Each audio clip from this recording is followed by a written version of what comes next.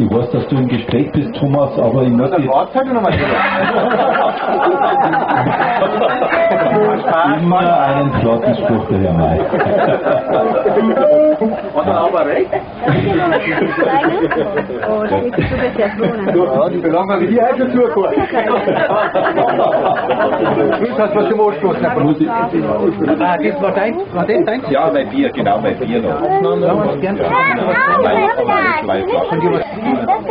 Was kommt jetzt hier?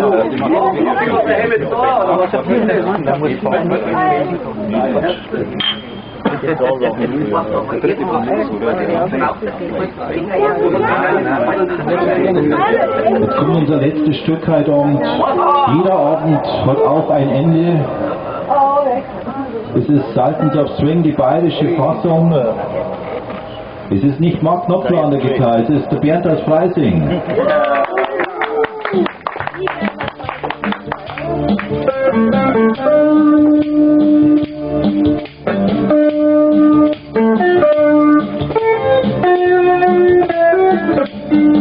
Du schlagst ein Donner auf den Ring, aber das macht dir nichts aus. Du gehst in Staunen, Regenwurz in der Luft. Da draußen, wo der geile Dixie-Band. Du fühlst dich gut und du gehst tief.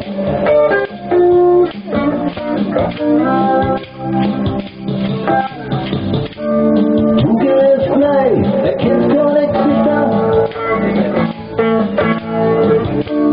Es ist dunkel und verracht.